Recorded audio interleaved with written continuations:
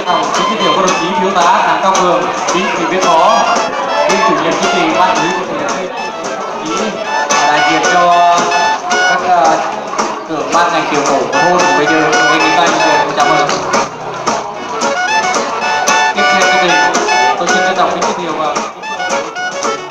tổ chức cái ngày hội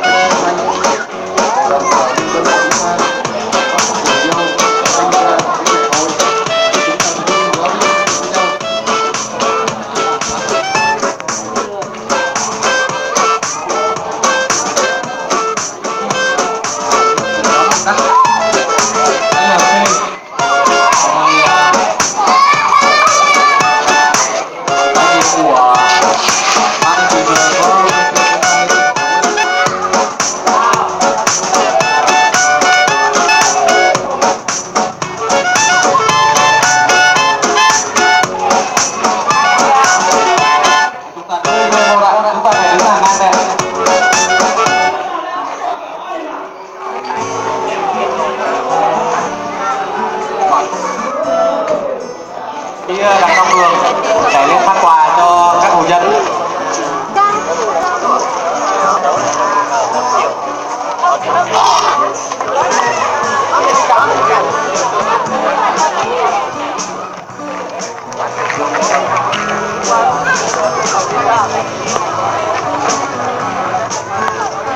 Đi đứng vào trong hàng để chụp hình lưu niệm.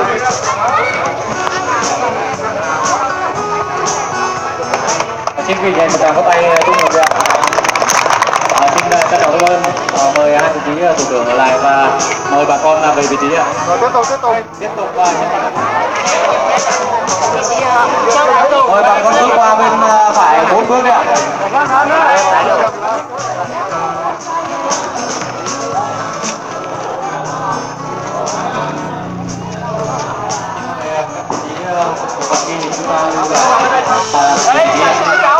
Xin mời các bài chúng ta lên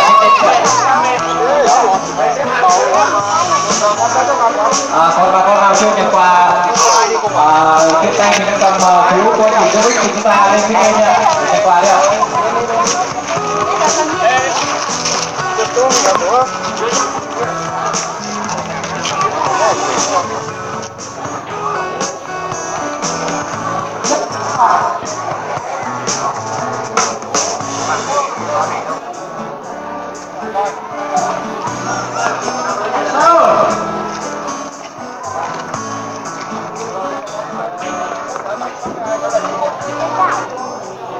Mời bà con về vị trí ạ. Xin thông báo bà con các phần quà còn lại hôm nay chưa có ghi nhận thì ban tổ chức sẽ gửi lại ở ban trực quản thôn để có trách nhiệm và gửi cho bà con. Nếu nhận quà thì sớm luôn, còn nhận tiền từ từ đó. Bà con cầm trên tay cái phiếu mà chưa nhận quà phiếu đó để nhận.